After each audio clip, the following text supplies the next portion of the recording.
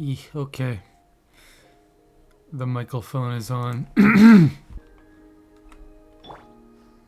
What the Evil demon ghost Kokomi?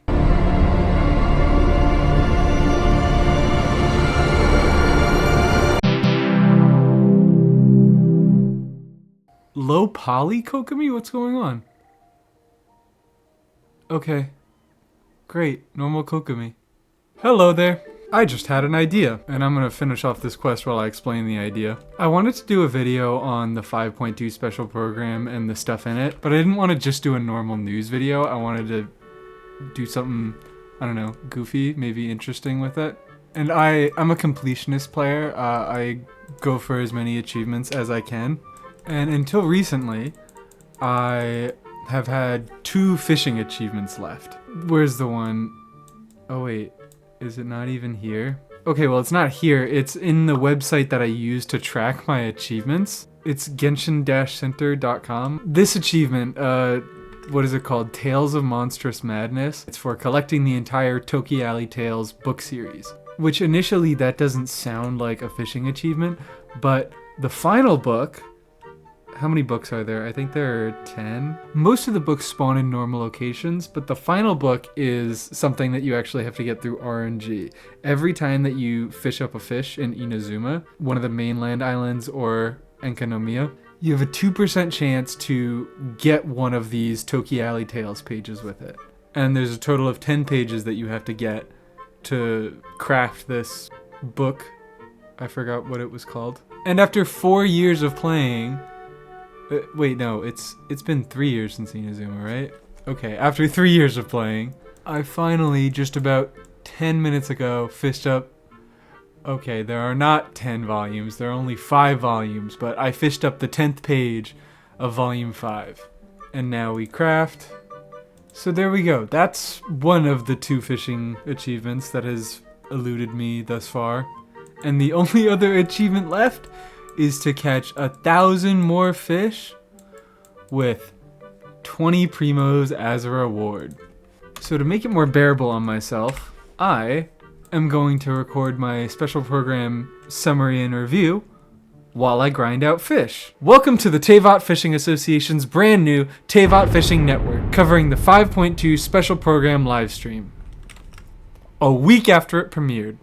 And of course I thought it would be funny if I had the fish lady in the first episode. I totally planned this out, and I wasn't just exploring using this team. On a side note, this team is fun in exploration, and I think you should try it out if you have the units. Wait, I'm lying. No, don't look at it yet, don't look at it yet. Okay, now you can look. So not many people probably have the pieces for this team, but if you do have them, I recommend it. It's silly and fun. What are you even called? Angler? That's me! Summary. You've probably already watched another news video, or you just watched the actual live stream, so I'm gonna keep it short. This time and probably every other time too. Chasko is an on-field ammo unit, but she has bullets that she can convert to other elements, so she doesn't actually deal ammo damage. And Auroron is an electro off-fielder.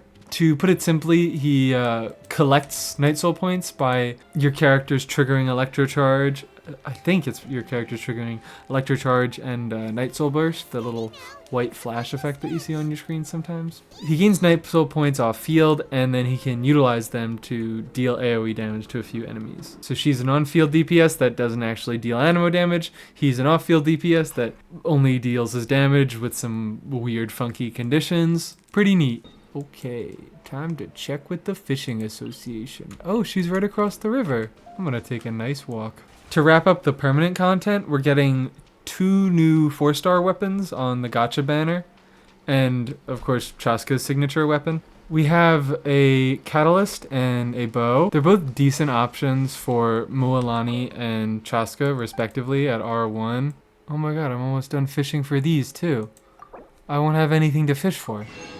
I only need marlins. Blue and green marlins. They're both fine.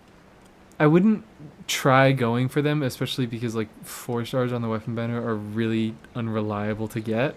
And these things, they only get really good with refinements, and if they're already hard to get, you don't want to have to get refinements. But they're both pretty clearly intended for those two characters.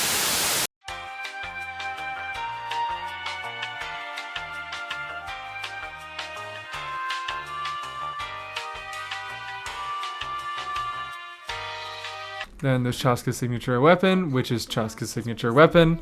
It's her best in slot. They always are. There are a few events. There's the main one.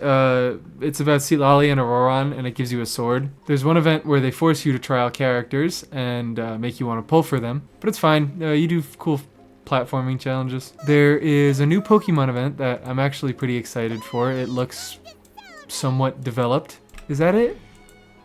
Is that it? Oh, there's a TCG event, if you care. Oh, yeah, there's like a weird hunting thing. You track animals? I have no idea what this is. And then we get a leyline overflow, which honestly, I don't know if I would have woken up tomorrow if I didn't get a leyline overflow in 4.2. There's some quality of life stuff. There's something that automatically swaps your oculi and compass based on what region you're in. That's not really something that I need at this point, but, you know. Happy for new players. And they added more stupid artifact filters instead of just giving us sets. I will continue to ignore any artifact locking or artifact filter system that they introduce because, frankly, there are just too many ways a good artifact can look. Like, not everything is a double crit piece. Not every good thing is a double crit piece, I should say. One of the craziest pieces that I just rolled is this one. Granted, like, I don't need to have crazy pieces on Shilonen for her to work, but 9% crit rate, a little bit of energy recharge, a little bit of defense, all on a healing bonus? Like, that's just sick. That's just nice. That it makes her function so much more smoothly. And those are three stats that, like, I wouldn't even consider putting them together before Shilonen existed. I don't have the right bait. Oh no, I do. That was a dead artifact until, like, how long did she come out? How long ago did I get her? Like a month ago? I think I cleaned out this spot too. I have this place marked. I hope that it means that there are Marlins there. Please, please, please, please, please. Oh, Marlins! So now I'm gonna have two segments at the end here, but for this video I'm only gonna have one. With section number 1 being my top 3 most anticipated additions and just a little bit of talk about each of them. Number 3, I have to check the name in a second because I'm freaking locked in. I'm catching this fish right now. And now I can check. The Iktomi Spirit Seeking Scrolls event. It's the main event of the version, the Auroran and Citlali one that gives you the sword. I didn't really look at the gameplay of it, but to be honest, I don't really care about what the gameplay is. Number 1, I'm biased because I'm a Masters of the Nightwind fan, and I love Citlali. I'll take any Citlali content before she comes out, and after she comes out, and any other time. And also, Auroran is neat. And also, Mari Javari lore, for the first time, I think literally since it was mentioned in 1.0. But that's not it. It's not just bias, because I mean, the whole list is biased. There is some reasoning to this pick. It's because of the sword. I think the sword's really cool. I'm not gonna need it because I already have a decent general stat stick, and that's gonna be its job generally. What does it do? It's a high base attack of 545 and attack percent substat. And it's when protected by a shield. Refinement 1 is 20% damage and 8% crit. So Refinement 5, which is going to be free because it's an event, is 40% damage and 16 crit, which is really relevant. And those stats are only on normal and charge attacks, I should mention.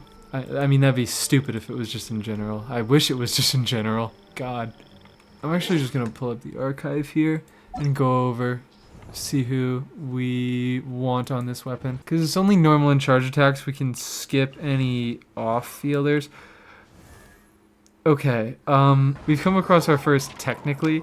If you're playing physical Chi-Chi, I think Prototype Rancor is probably your better option, just off the dome. Although, you only get R1 of that thing for free, so maybe this is better. And also, you can level it up for cheaper during the event, so If you're a physical Chi-Chi main, go crazy. I think the three most notable users are Kutzing, Alhaitham, and Chlorand. Well, maybe not Alhaitham, but more Chlorand and Kutzing. Because they can both easily make use of Kirara.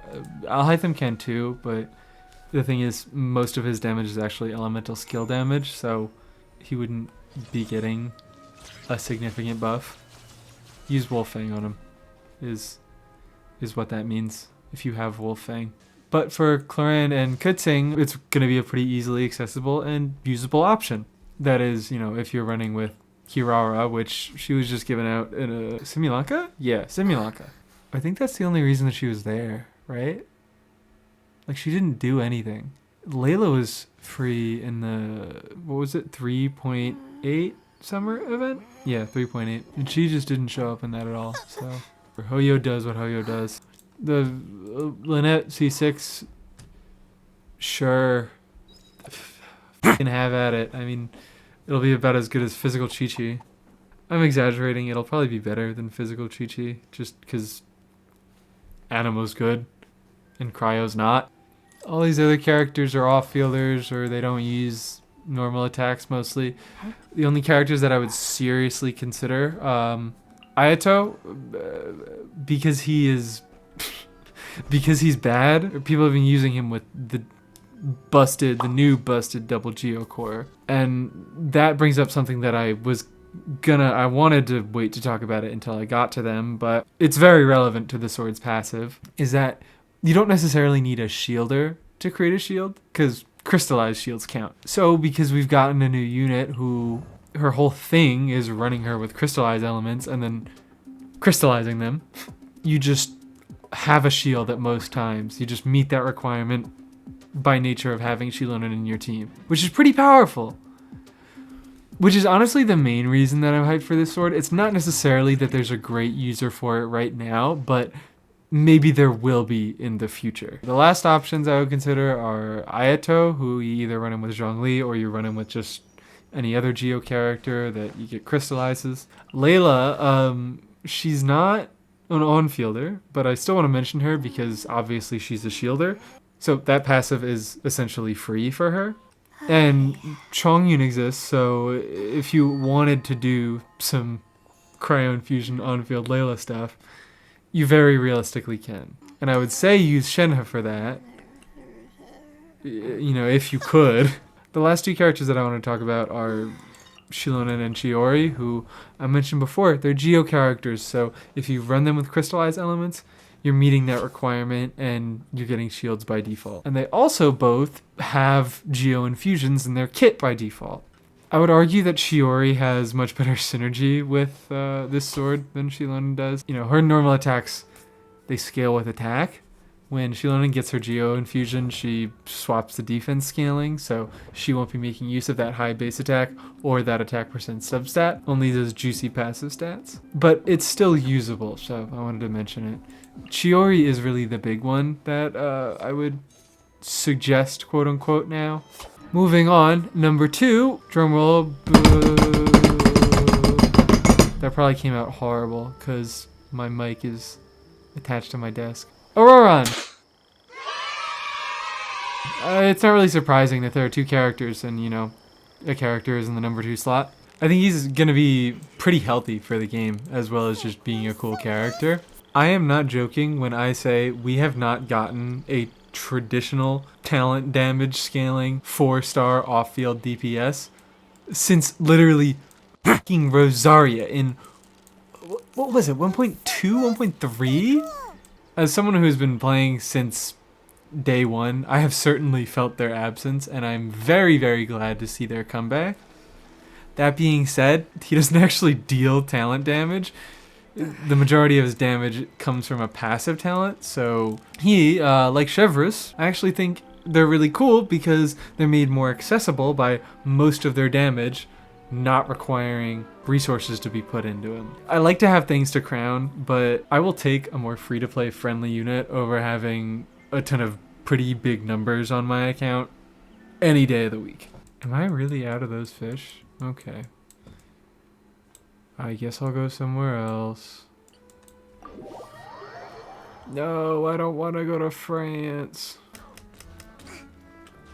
What am I doing? Why am I climbing ladders? I have a freaking ocelot that can skate up walls. So yeah, I welcome the comeback of our regular attack percent multiplier off-field 4 stars. He obviously makes a really good holder of the scroll set, so that just makes him very good by default. And he's built specifically to work pretty well in Electrocharge, which I'm glad because Taser was a pretty neglected archetype for a long time. It's not bad, just it didn't get much new and a lot of stuff was outperforming it. And Auroron probably won't save it by himself, but he'll do some good. And notably, unlike Chevreuse, he doesn't res shred, so he's not as good inherently, but he also doesn't require you to have only Electro and this time Hydro units. He just requires you to be dealing damage with units of those types and triggering Electro charges and whatnot. And I imagine this is because Hoyo wanted him to work with Chaska so that, you know, they could sell one another. But I'm going to choose to ignore that and believe that it was a selfless act of goodwill that let me still use Sucrose as a driver because I think she's funny. And I like her voice actor. We have an infiltrator in the world. I'm lying, it's one of my friends. So, if number 2 was Auroron, what's number 1 gonna be?